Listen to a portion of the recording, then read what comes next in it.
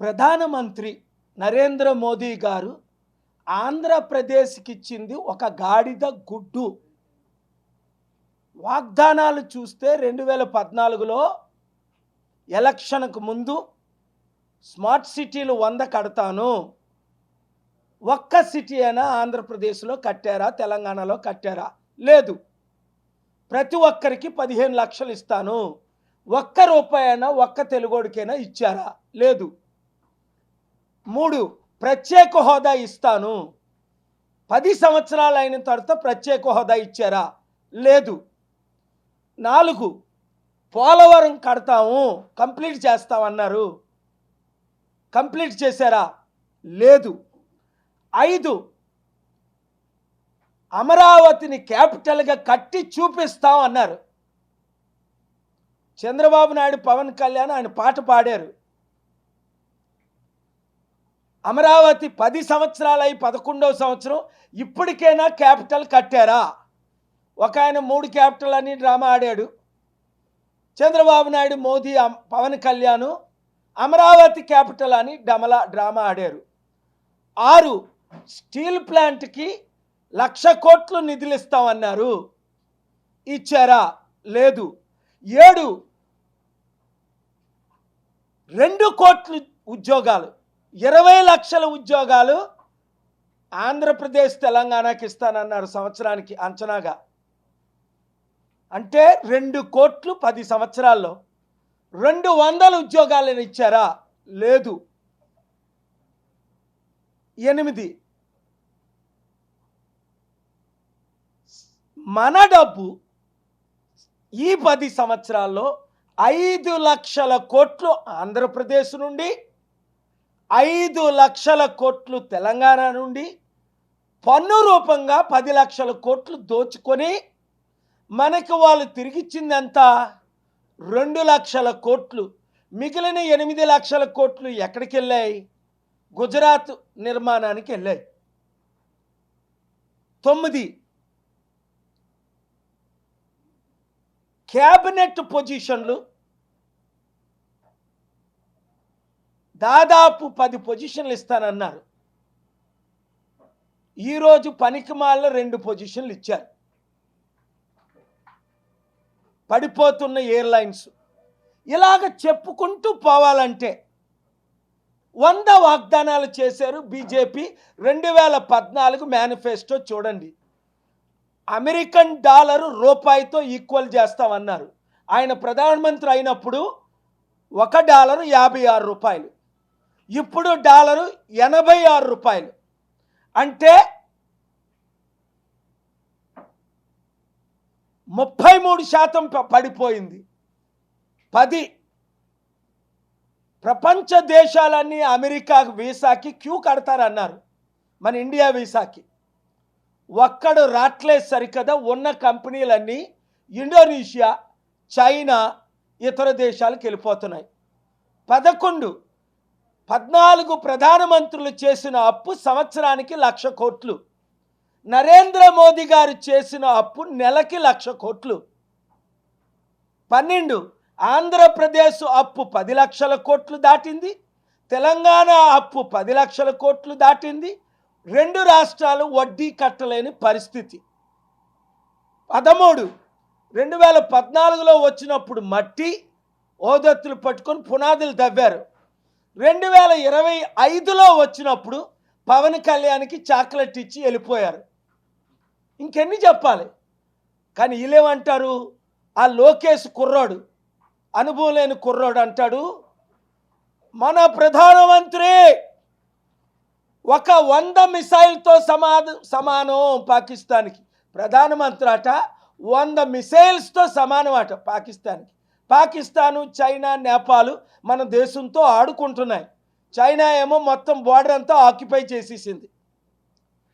15 పవన్ కళ్యాణ్ మోదీని తిట్టి, మీరు నార్త్ ఇండియన్ పార్టీ, ఇది హిందీ వాళ్ళ పార్టీ అన్నోడు ఈరోజు ప్రధానమంత్రి పాదాల మీద పడితే ఉప ముఖ్యమంత్రి పదవి ఆయనకి,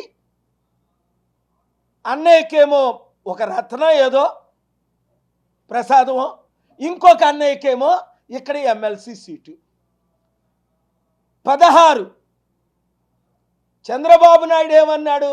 మోదీ ఒక దరిద్రుడు, భార్యనే వదిలేసినోడు, పిల్లలంటే విలువ తెలియనోడు, ఇంత ద్రోహి లేడు అని 100 సార్లు అన్నాడు 2019 ముందు. 2020 బీజేపీతో పొత్తులు పెట్టుకున్నంత వరకు ఇప్పుడేమంటాడు? ఇలాంటి ప్రధానమంత్రి ప్రపంచానికే విశ్వగురు. వీళ్ళకి సిగ్గుందా? వాళ్ళ మాటల్లో విలువ ఉందా? ఇప్పుడు రేవంత్ రెడ్డి చూడండి, ఈరోజు హృదయంలో ఉన్నదే బయటకు వచ్చేసింది. ఏమన్నాడు? మమ్మల్ని ఢిల్లీ వాళ్ళు దొంగల్లా చూస్తున్నారు. ఈరోజు అన్ని మాటలు, నిన్న అన్ని మాటలు. మమ్మల్ని దగ్గరికి రానివ్వట్లేదు, చెప్పులు కూడా దోచుకుంటావని. ఒక సీఎంగా నాకు అపాయింట్మెంట్ ఇవ్వట్లేదు, నన్ను గజ దొంగలుగా చూస్తున్నారు, మా తెలంగాణ వారిని నీచులుగా చూస్తున్నారు అని అన్నాడా లేదా ఆయన? అంటే ఇక్కడ చంద్రబాబు నాయుడు మోదీ పాటలు పాడుతున్నాడు. ఎందుకు అంటే 52 రోజులు మోదీ అమిత్ షాలు జగన్ ద్వారా చంద్రబాబుని జైల్లో పెట్టినందుకే కదా. ఇప్పుడు నోరిప్పితే ఓటుకు నోటు కేసులో చంద్రబాబుని రేవంత్ రెడ్డిని జైల్లో పెడతారనే కదా. ఎందుకు ఈ దరిద్రం మన తెలుగు రాష్ట్రాలకి? ఆ రోజు తెలుగుదేశం పార్టీ స్థాపించిన మహానాయకుడు ఎన్టీ రామారావు ఇందిరాగాంధీనే ఉడికించాడు 1983లో 202 సీట్లు గెలిచి. ఆ రోజు పివి నరసింహరావు ప్రధానమంత్రిగా ప్రపంచాన్ని వణికించాడు. ఈరోజు మన గతి అమ్మా నాయనా అని భిక్షం అడుక్కుంటున్నారు ఈ ముఖ్యమంత్రులు, 2 రాష్ట్రాల ముఖ్యమంత్రులు. ఒకలేమో పొగడతో నింపుతున్నారు, ఇంకొకరేమో భిక్ష వేసుకున్నా డబ్బులు ఇవ్వడం లేదు. చూడండి, 3 రోజుల క్రిందట అమెరికన్ వాషింగ్టన్ డీసీలో నా సమిట్ చూశారు.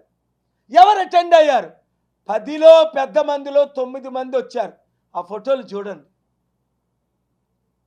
2 వారాల క్రిందట నా మిత్రుడు టర్కీ యూరోప్లో పెట్టిన సమిట్కి 1200 మంది లీడర్లు, 98 కంపెనీలకు ఓనరు, 6 జీసీసీ కంట్రీసు, $80 ట్రిలియన్, అంటే 30 రెట్లు మన దేశ జీడిపికి మించిన 6 దేశాల ప్రతినిధులు, జీసీసీ చైర్మన్తో సహా. నేను ఎక్కడికి వెళ్ళినా ప్రపంచంలో బ్రహ్మరథం పడుతున్నారు. ఈరోజు మన తెలుగు ప్రజలు గుర్తించారు. ఈ ముఖ్యమంత్రుల్ని వాళ్ళే చెప్పుకుంటున్నారు, మాకు అపాయింట్మెంట్ లేదు, మమ్మల్ని దొంగల్లా చూస్తున్నారు, మమ్మల్ని దరిద్రంగా చూస్తున్నారు, మాకు అప్పులు ఇవ్వట్లేదు. ఇవాళ రేవంత్ రెడ్డి ఆయన పలికిన మాటలు గుండెల్లో నాకు బాధ కలుగుతున్నాయి. నన్ను ముక్కలు చేసుకొని తింటారా? నా దగ్గర 18,500 కోట్లు, 1,00,000 కోట్లు తీసుకొస్తాం, ఒక్కొక్క రాష్ట్రానికి లక్షల ఉద్యోగాలు సృష్టిద్దాం, 100 కంపెనీలు ఇప్పుడు వరకు తీసుకొచ్చాను, 5 లక్షల కోట్లు డొనేట్ చేశాను. చేద్దామంటే పట్టించుకోరే, వాళ్ళు చెయ్యరు, మనల్ని చెయ్యనీయరు. కనుక బీసీ బానిసలారా, ఎస్సీ ఎస్టీ బానిసలారా, క్రిస్టియన్ ముస్లిం బానిసలారా, ఇప్పుడున్న పార్టీలన్నీ మోదీకి తొత్తులే, మోదీ చెంచాలే.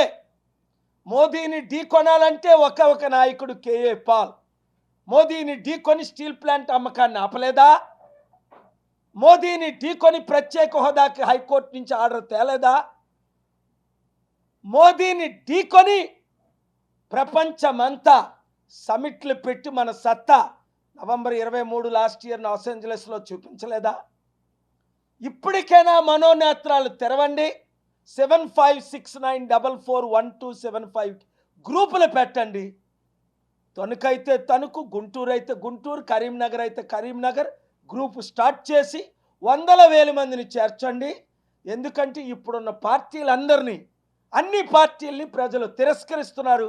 మార్పు రావాలి, ఆ మార్పు మనమే తేవాలన్న నిర్ణయంతో ప్రతిరోజు 1000 మంది జాయిన్ అవుతున్నారు. Thank you very much. ఈ వీడియో అందరికీ షేర్ చేయండి.